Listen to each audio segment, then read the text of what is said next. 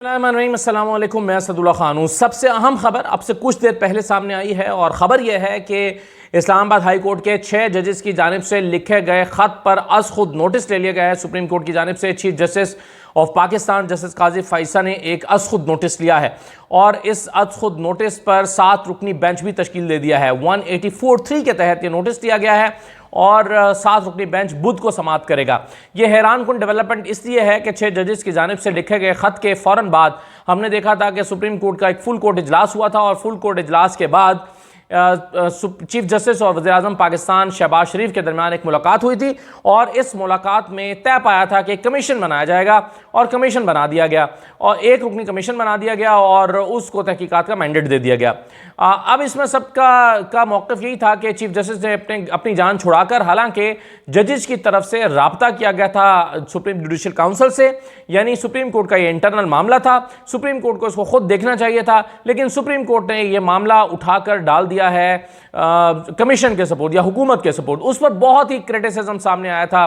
काजी फ़ैसल साहब के ऊपर बहुत क्रिटिसिज्म हुआ था और कहा गया था कि ये आप कैसे कर सकते हैं, जजेस का मामला आप उठाकर कैसे हुकूमत के सपोर्ट कर सकते हैं, और फिर हुकूमत भी वो जो इस मामले में खुद फरीक है। तो इस पर काजी फ़ैसल साहब पर बहुत तनकीद हो रही थी, बहुत क्रिटिसिज्म हो रहा था और न सिर्फ ये बल्कि खुद जजेस की तरफ से बड़े तहफ़्फ़ुज़ात का इज़हार किया गया था और एक पैगाम इन 6 जजेस की जानिब से दोबारा सुप्रीम कोर्ट तक पहुँचाया गया था कि हम इस मामले की संजीदगी के साथ इसका हल चाहते थे और इसीलिए आपसे राब्ता किया गया था, इसीलिए सुप्रीम जुडिशल काउंसिल के पास मामला लाया गया था, इसलिए इस्लामाबाद हाई कोर्ट के चीफ जस्टिस और चीफ जस्टिस ऑफ पाकिस्तान के साथ मुलाकातें की गई थी, इसीलिए की गई थी ताकि इस मामले का हल निकाला जाए और ग्रीवेंसेस खत्म किए जाएं, जो एड्रेस किए जाएं। जो इस्लामाबाद हाई कोर्ट के जजेस हैं उनकी तसल्ली बुनियादी तौर पर इस अमल से नहीं हो रही थी, ये जो कमीशन बनाया गया था, तो उस पर अब या तो हुआ यह है कि दबाव डाला गया है काजी फ़ैसल साहब पर, जजेस की जानिब से एक दबाव आया है। इब्तदाई तौर पर जो सुप्रीम कोर्ट के जजेस का दबाव आया था उसको तो झेल लिया था काजी फ़ैसल साहब ने।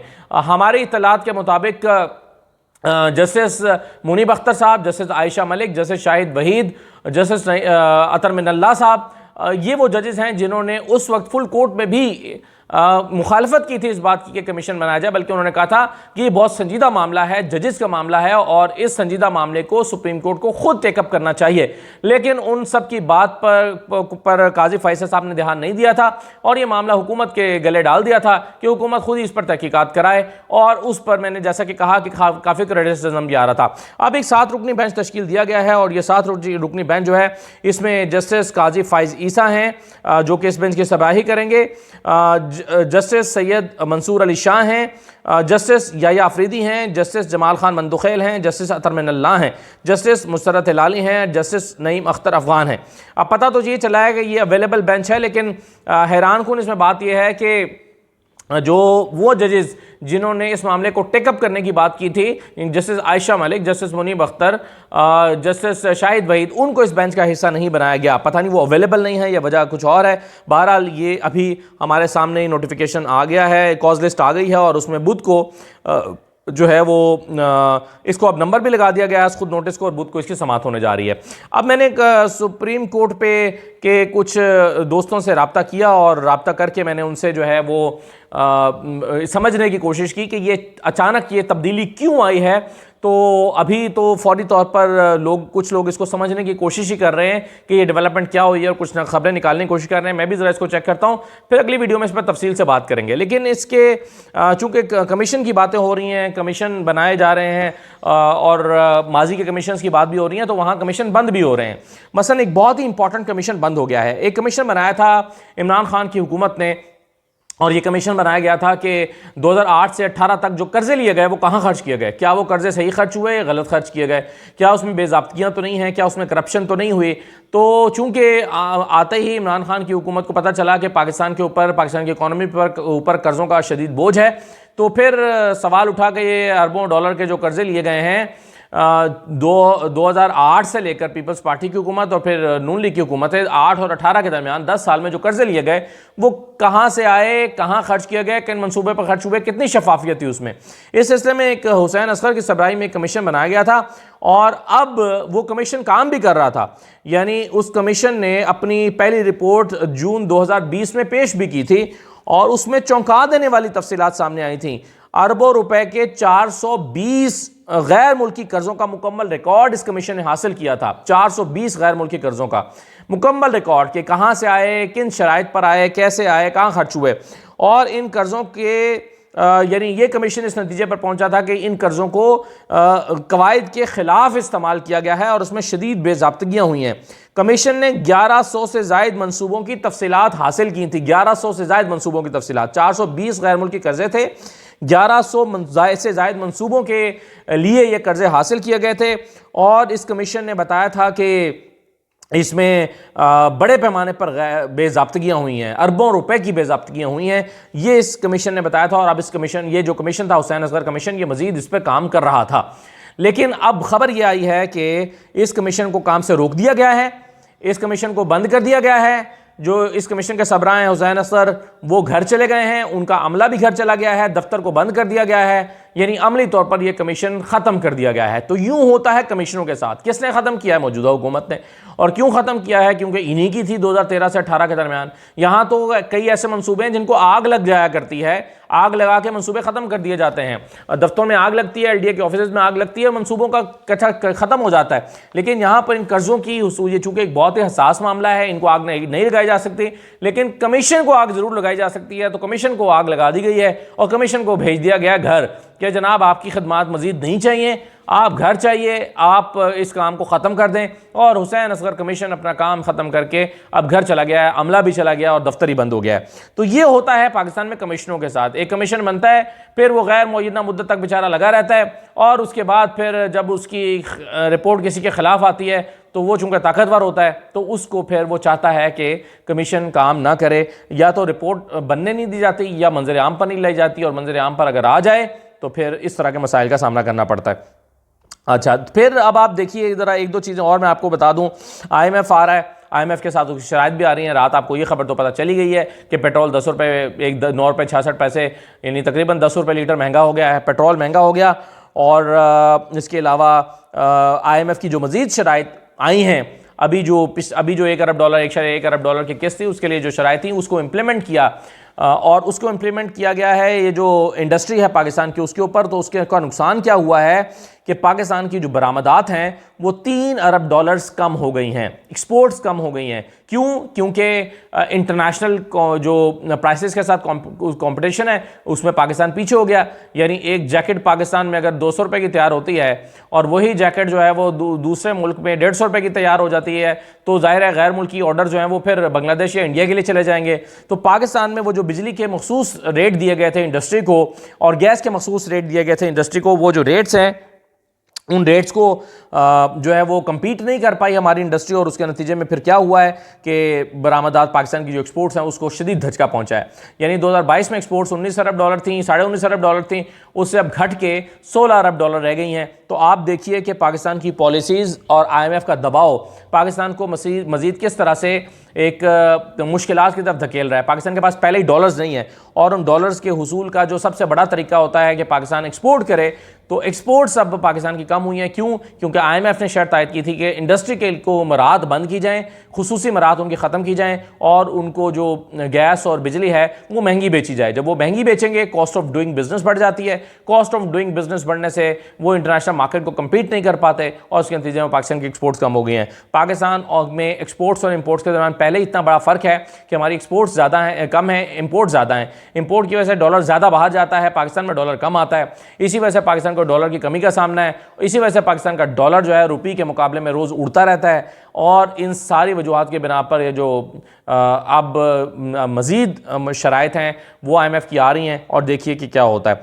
अब इन सबको ज़रा आप मिलाकर देखें एक ख़बर के साथ, और वो खबर चल रही है मरीम नवाज़ के 3 अरब के जर्मन हेलीकॉप्टर ख़रीदने के हवाले से।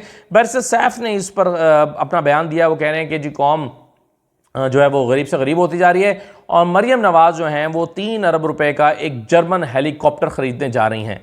अगरचे इसकी तस्दीक जो है वो ऑफिस नहीं कर रहा मरीम नवाज़ का, लेकिन यह है कि चूँकि आज तमाम अखबारात ने इसको कोट किया हुआ है बैरिस्टर सैफ के इस बयान को कि मरीम नवाज़ जर्मन हेलीकॉप्टर ख़रीदने लगी हैं 3 अरब रुपए से का, यानी 3.25 अरब रुपये उन्होंने पहले अपनी गाड़ी की मेंटेनेंस के लिए हासिल किया या मांग लिया।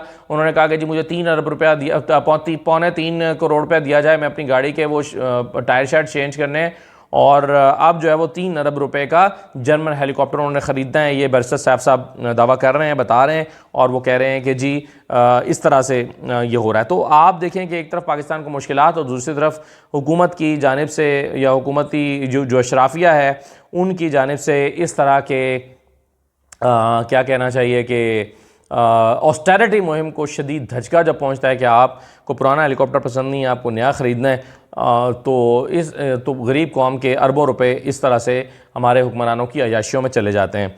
तो ये चंद खबरें थी जी। अगले वीलॉग में ज़रा इस पर ये जो आज खुद नोटिस हुआ इस पर तफसील से बात करते हैं, उसके मुख्तलिफ पहलुओं पर कि ये क्यों बनाया गया है और इसका बुनियादी मकसद क्या है। जब मैं ये वीलॉग रिकॉर्ड कर चुका हूँ तो खबर मौसूल हुई है कि जस्टिस तसद्दुक जिलानी ने भी कमीशन की सरबराही करने से माजरत कर ली है। ख़त लिख दिया है उन्होंने चीफ जस्टिस को और कहा है कि मैं इस कमीशन की सरबराही नहीं करना चाहता। हालांकि उनको जब कमीशन का सरबराह बनाया गया था उनकी कॉन्सेंट ली गई थी, उस वक्त उन्होंने रजामंदी जाहिर की थी, लेकिन आज अगर वो इनकार कर रहे हैं और कहते हैं कि जी मैं कमीशन की सरबराही नहीं करना चाहता तो उसकी मुमकिन कई वजूहात हो सकती हैं। एक दो वजूहात तो उन्होंने खुद बयान की हैं। एक वो कह रहे हैं कि मैं उन TOR से इत्तफाक नहीं करता जो TORs मुझे दिए गए हैं।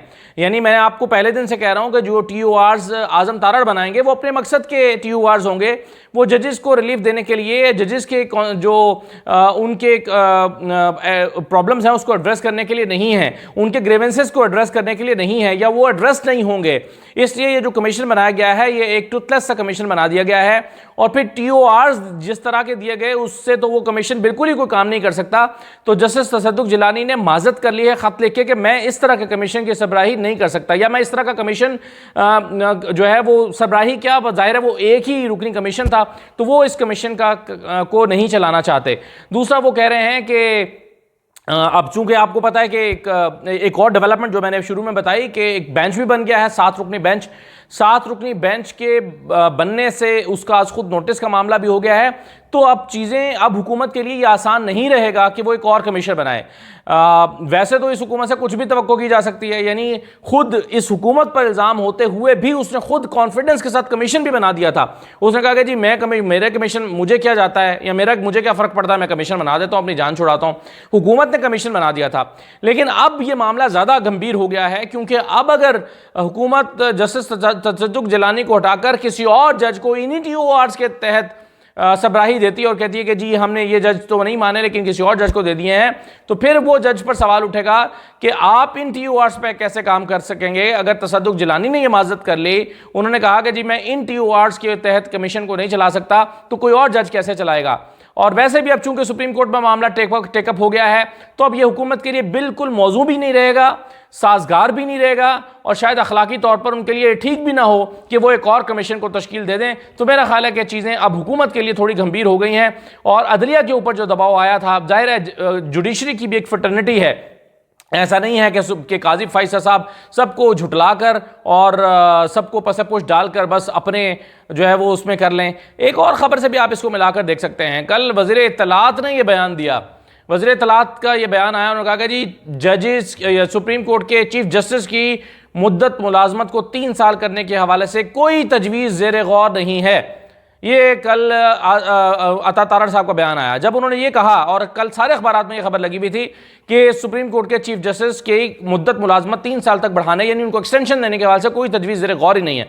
तो जब ज़ेर गौर ही नहीं है तो फिर काजी फैसल साहब क्यों ना आज खुद नोटिस लें। काजी फैसल साहब फिर ठीक है अपना काम करें, हुकूमत पे वो भी प्रेशर डालेंगे।